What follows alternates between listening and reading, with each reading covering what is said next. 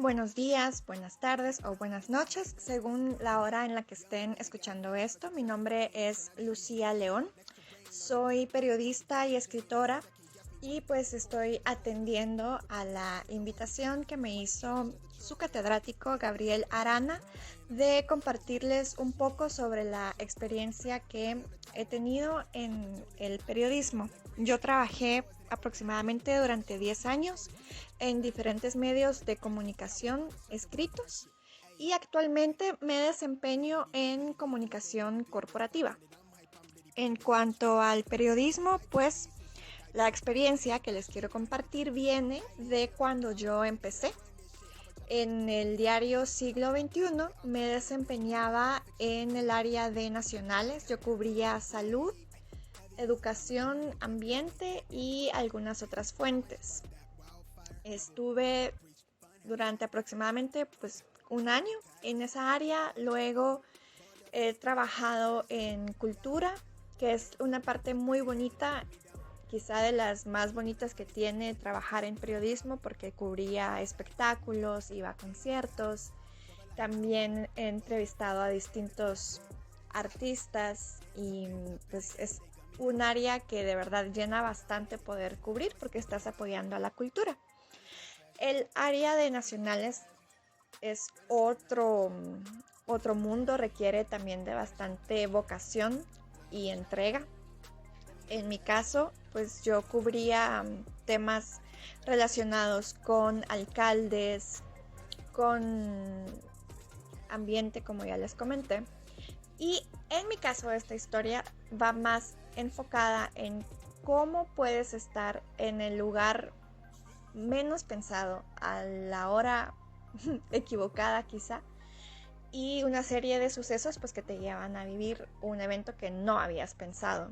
Y también de cómo los periodistas en algún momento pues también nos convertimos en noticia. El 25 de marzo de 2008 tenía planeado ir a cubrir una actividad en el Turicentro Longarone. Se trataba de un congreso en el que las autoridades de ambiente de Guatemala y de Centroamérica iban a hablar sobre el proceso de desertificación en el corredor seco. Entonces, pues nos fuimos a Zacapa.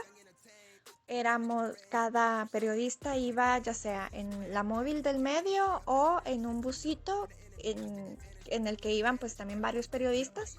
En mi caso íbamos con el fotógrafo y el piloto de Siglo XXI en nuestra unidad móvil. Y la cobertura pues salió muy bien, estuvimos en la actividad y hay un detalle que pues el alcalde no asistió y eso nos llamó bastante la atención porque no había autoridades y la verdad es que el evento pues parecía como que no había salido tan bien en cuanto a la convocatoria de autoridades. Y bueno, terminamos la cobertura. Cuando íbamos de regreso en la carretera, yo iba pues adelantando mis transcripciones porque era una nota que tenía que mandar casi que en camino. Entonces iba escuchando mis audios, yo iba en el asiento de copiloto, atrás iba el fotógrafo y justo pues de la nada se atraviesa un carro que iba sacando humo de la llanta. Entonces recuerdo que el piloto en ese momento pues me dice, mire la llanta, qué raro, lo voy a rebasar. Y rebasamos, era una camionetilla y se miraba como... Y entonces pues rebasó la unidad. Pero unos metros más adelante nos viene un pick-up doble cabina, se nos atraviesa y ya no nos deja pasar. Y entonces recuerdo que a bordo en la palangana iban varios hombres con unos rifles de asalto. Y lo primero que pensamos pues era un asalto, ¿no? Porque pues obvio llevaban unas pistolas. y nos hacían señas de que nos bajáramos. En ese momento recuerdo que pues agarré todo lo que tenía enfrente mío y, y cabal, ¿verdad? Nos bajamos. Conforme se fueron acercando ellos hacia nosotros, pues era un acento mexicano el que le podías escuchar, que era un bájate, bájate. Lo recuerdo tan bien, me quedó grabado. Y pues ahí nada, ¿verdad? Entregar las cosas y en realidad lo único que querían era el carro, porque no nos asaltaron directamente como que les dejáramos todas nuestras propiedades, sino ellos la verdad lo que querían solo era que nos alejáramos. Nos dijeron que nos fuéramos a una como hondonada que había al lado de la carretera y dispararon al aire como para que nos quedáramos ahí y nos saliéramos. Todo eso que les estoy diciendo la verdad fue en unos cuantos segundos, pero han sido de los segundos más intensos que he tenido en la vida. Y pues se fueron con el carro y estábamos en shock. Recuerdo que lo primero que pensé fue avisar lo que nos había pasado. Y esperamos un poco antes de salirnos como de esa cuneta hondonada. Y ya no había nadie en la calle, ¿no? No se miraba nadie alrededor.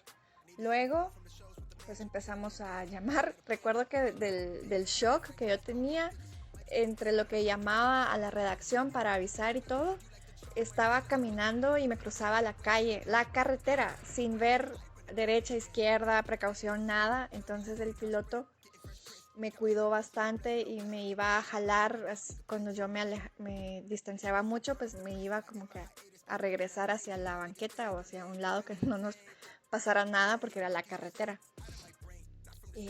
No sé cuánto tiempo pasó, pero atrás de nosotros venía el busito con los periodistas y entonces ellos después nos contaron que vieron todo lo que pasó, pero como iban atrás, por precaución prefirieron pues esperar e incluso regresaron y ya después pues retomaron el camino y nos fueron a ver, ¿verdad? Entonces nos prestaron auxilio y ya cuando les contamos lo que había pasado, había pues un compañero que trabajaba en una radio en ese entonces y él pues se le activó el instinto también de la noticia y empezó a llamar a su jefe y en esa época tenían una cápsula que salía casi que todo el día, así como así lo dijo o una última hora. Entonces yo ni cuenta me di del shock que me empezó a entrevistar y yo dije todo, ¿no? Nos asaltaron, tenían un acento y nos pasó esto y esto. Yo nunca lo escuché pero me contaron que me programaron en ese así lo dijo y estuve sonando pues durante todo el día con esa cápsula y gracias a Dios igual nadie de mi familia lo escuchó porque si no también se hubieran asustado un montón. Y pues bueno, en lo que estábamos ahí y todo, nos subimos al busito para retomar el camino de regreso hacia la casa, porque pues en ese momento la versión que nosotros manejábamos era como pues nos asaltaron a unos periodistas y ese fue el titular que lanzó el compañero que trabajaba en la radio, era en Emisoras Unidas. Y entonces pues ya íbamos de regreso a casa, cuando en eso, kilómetros más adelante, vemos que nuestra unidad móvil está atravesada a media calle y las pertenencias que habíamos dejado dentro estaban tiradas también, excepto una chumpa que yo hasta la fecha me da risa porque me recuerdo, pero era una de mis chumpas favoritas y esa ya nunca apareció. Pero entonces estaba la unidad móvil atravesada con la alarma sonando porque ellos no la pudieron desactivar. Entonces ahí hicimos otra parada y yo creo que fue en ese momento que también se sumó el ministro de Ambiente, que en esa época era Ferraté, y él pues llegó como para preguntar qué era lo que había sucedido. Él también iba regresando por tierra y como pues se comunicaron con la unidad móvil donde iban los periodistas y entonces él llegó la verdad, muy buena persona en ese entonces, porque pues cerciorarse de que estábamos bien en nuestra integridad. Y pues en esa parada que hicimos, estábamos revisando qué había pasado, llegaron unos agentes de la policía también para tomar alguna denuncia porque el carro estaba ahí a media calle. Y como una pura cadena de eventos desafortunados, estaba una agente, una chica, ¿verdad? Policía, y hay un accidente. Un tráiler atropella a un peatón. En eso la gente voltea y dice, ¡ay no, es mi hermano! Entonces, de verdad, y luego tuvimos que esperar ahí a que se quitara el bloqueo, que era el tráiler que había tenido el accidente, más la otra pérdida, ¿verdad? Que era el hermano de la policía. En lo que estábamos ahí esperando, que fueron varias horas, ya nos fuimos enterando que lo que en realidad había sucedido era que quienes pensar, pues nuestros asaltantes, en realidad eran unos narcos que venían huyendo de un ataque a otro narco. Y este fue el día 25 de marzo que entraron los Zetas a Guatemala con un ataque a Juancho León, que lo atacaron kilómetros más adelante de donde estábamos en nuestra actividad de la desertificación. Estaban atacando a la familia de Juancho León para incursionar en el país, y bueno, eso ya es otro tema entre grupos de narcos.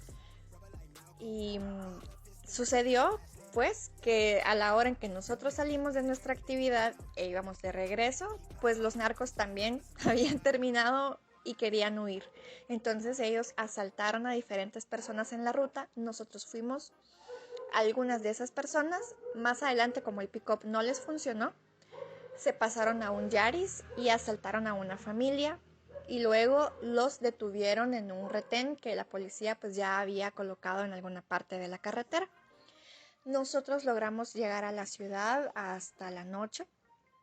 Y con todo el trauma por lo que habíamos pasado, porque de verdad que eran varias personas las que iban apretadas en ese pick-up. Y luego lo curioso es que yo, pues, la verdad nunca voy a saber en realidad cuántas eran, pero yo recuerdo que eran más que los que habían detenido, pero nunca lo sabremos, es un misterio.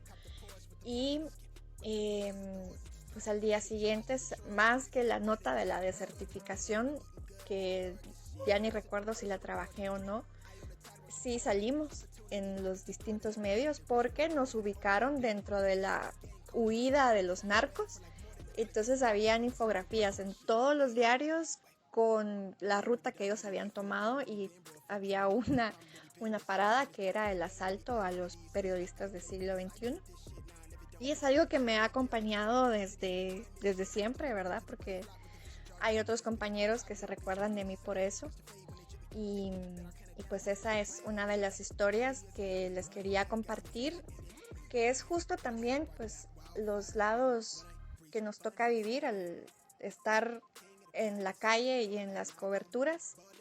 Aparte de eso, pues recuerdo que también me enviaron a cubrir algún motín.